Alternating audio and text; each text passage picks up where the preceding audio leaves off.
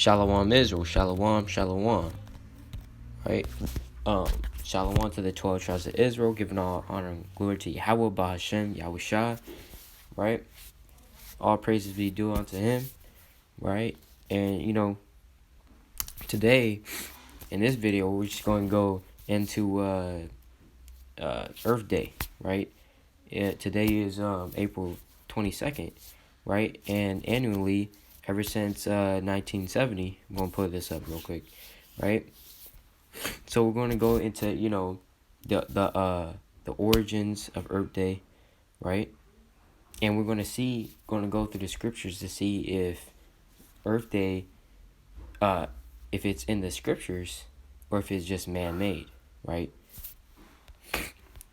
So this is Earth Day, right? And it says the first Earth Day celebration took place on March 21st, 1970, the vernal equinox that year, right? So it started in 1970, right? Pull this up, right? So it says it started in 1970. 1 billion people or individuals mobilized for action every day. So 1 billion people celebrate this day. 190 plus countries engage with this. So it's worldwide, right? It's global, right? And it says, every year on April 22nd, Earth Day marks the anniversary of the birth of the modern environmental movement in 1970, right? As we prepare to mark 50 years of Earth Day in 2020, let's take a look at that last half century of mobilization for action. So basically, if you go through this, it'll tell you that Earth Day is actually 7 days of contributing to the earth, right? But, we're going to go through the scriptures because the scriptures say, if any man speak, let him speak as the oracles of the Most High, right? So we got to base off, everything that we do, everything that is given to us, and we have to filter it through the scriptures, right? Because it says, let God be true and every man a liar, right? So, let's go to Isaiah, right? Isaiah 24 and 1, right? And it says, behold, the Lord maketh the earth empty, and maketh it waste, and turneth it upside down. So Yahweh, he's going to make the earth empty, right? And he's going to make it waste, right? So how's he going to make it waste? By destroying it, right? Because when the Lord destroys the inhabitants of the earth, right, the earth is going to be destroyed with it also, right? Not completely destroyed, but the earth is going to be the casualty, that the Lord, when the Lord brings destruction upon the lands and upon the nations, right? And it says, and turneth it upside down, and scattereth abroad the inhabitants thereof, right? And then let me skip to verse 5, right? And it says, the earth also is defiled under the inhabitants thereof, because they have transgressed the laws, changed the ordinance, broken the everlasting covenant. So the earth is defiled under the inhabitants thereof. So this earth is already defiled, all right? We can't just make it we can't just reverse that defiling, right? Because it's already defiled, right? Under the inhabitants thereof, under the men thereof, right? Therefore have the curse devoured the earth, and they that dwell therein are desolate, right? And they that dwell therein are desolate, right? Therefore the inhabitants of the earth are burned, and few men left. So this is a prophecy, speaking about the end times, right? So let's go to Revelation, right? So the earth is already defiled, right?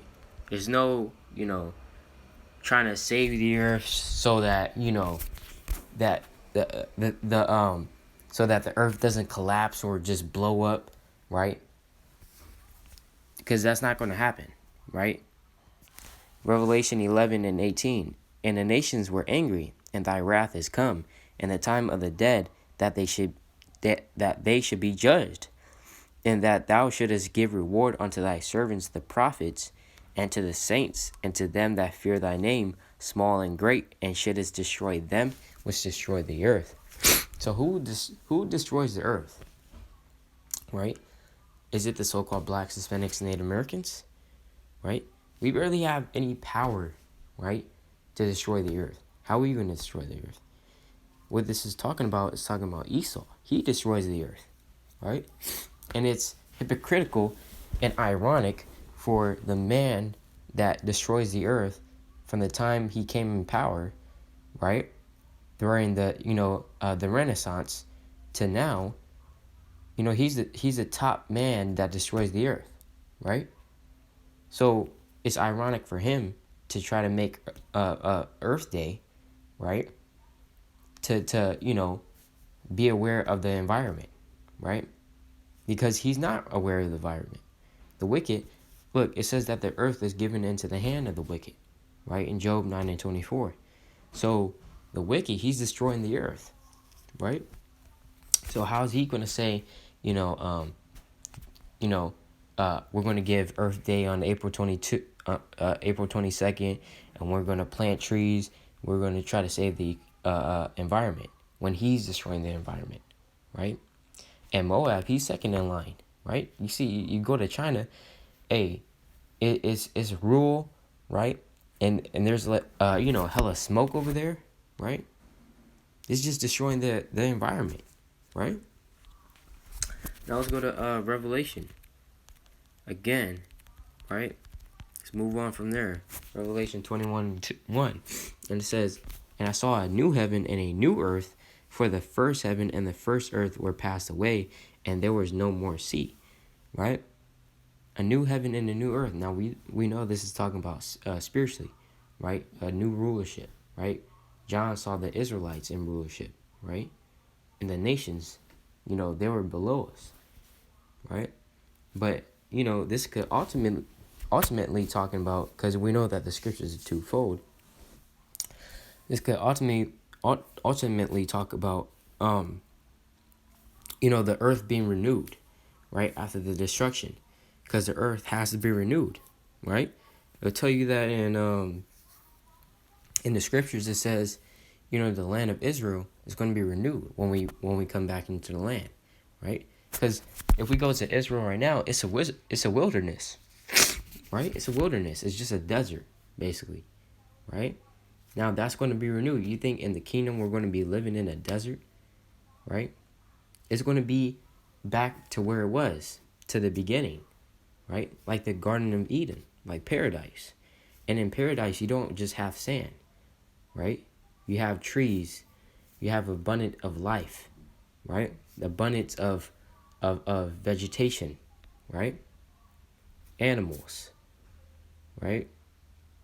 So the land is a wilderness right now, right? So let's go to now let's go to Apocrypha real quick. All right. Second Ezra's. And who is the world? And who is the world for? Right? And who is the earth was made for who? Right? Let's get that. Second Ezra's 7 and 10.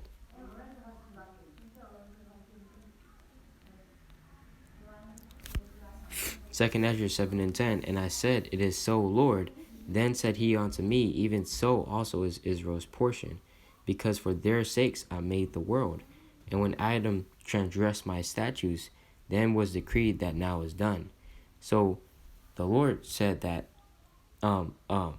Israel, he made the world for Israel. So this earth belongs to us, right? It doesn't belong to the heathen.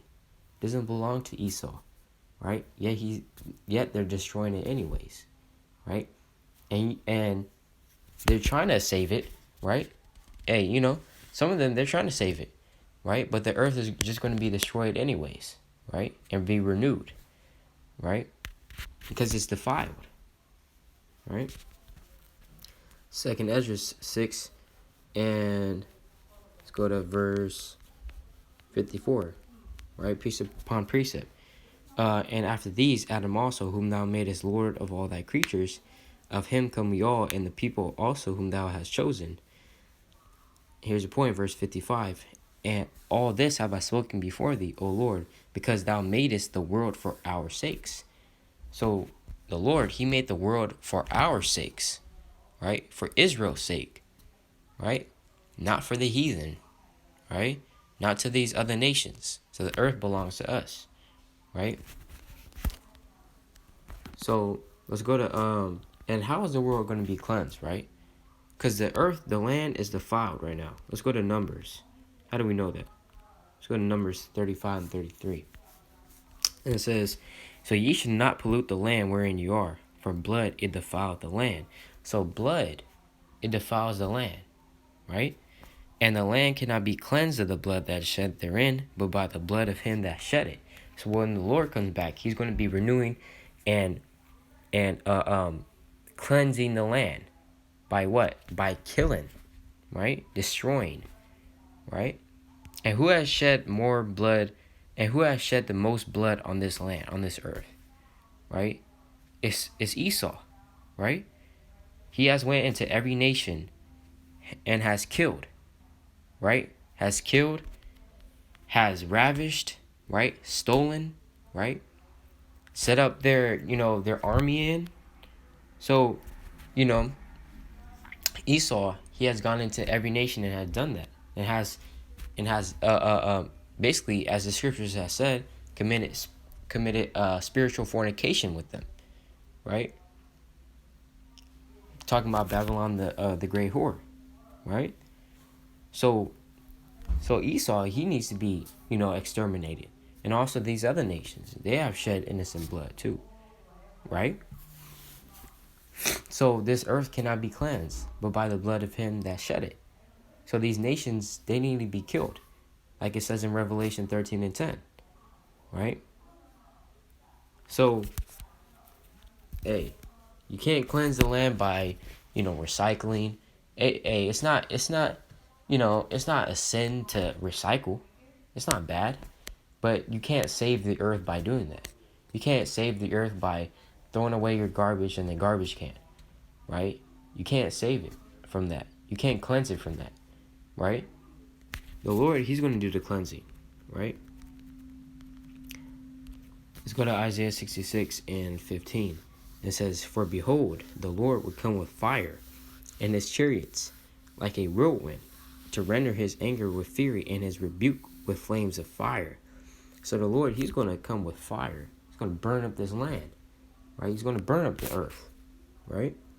That's how you cleanse it, right? Because like gold is tried in the fire, right? And when it comes out, it's all beautiful, right? Without spot, without blemish, because it went through the fire. It got cleansed, right? That's how you cleanse it.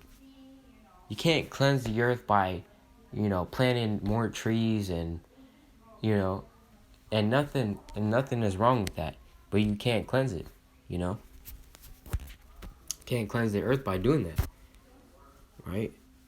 Let's go to Malachi, right? 4 and 1.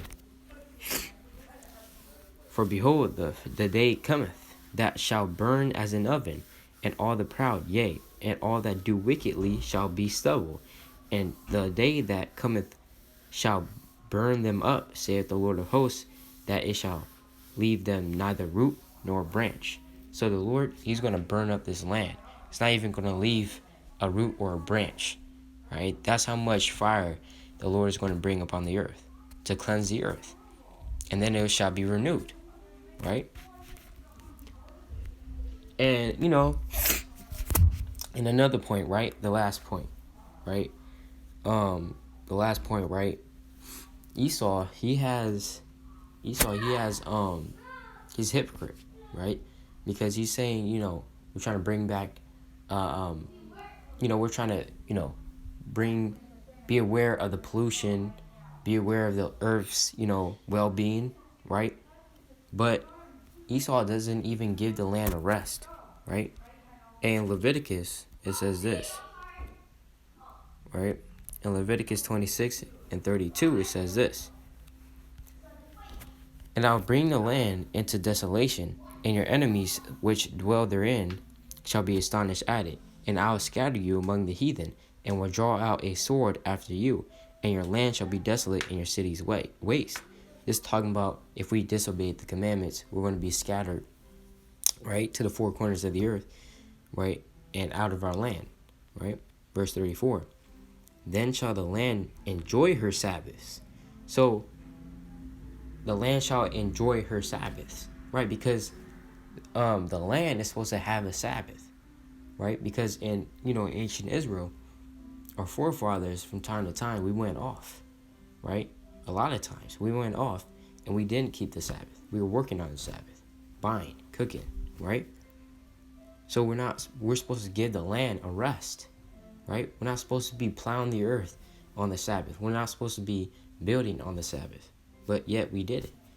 So the land, the earth is supposed to have her Sabbaths. On the seventh day of the week, the earth is supposed to be quiet and resting, right? No work is supposed to be going around, right? No buying, no selling, right? That all that's supposed to be shut down, right? But yet does Esau enforce that in America? Hell no, right? He's contrary to the laws of the Most High, right? And it says, then shall the land enjoy her Sabbaths as long as it lieth desolate, and ye be in your enemy's land. Even then shall the land rest and enjoy her Sabbaths, right? So the land, the land enjoys, right, having a rest, right? The animals, our cattle. Let's say you had a farm, right? On the seventh day of the week, you're supposed to give your animals a rest, right? If you work with them, right? Your cattle, you're supposed to give your cattle a rest. Your ox or whatever, right? You're supposed to give them a rest. Just like how you give your whole household a rest, right? Doesn't that say in Exodus 20? Everyone basically in your household is supposed to have a rest. Exodus 20:8, remember the Sabbath day to keep it holy.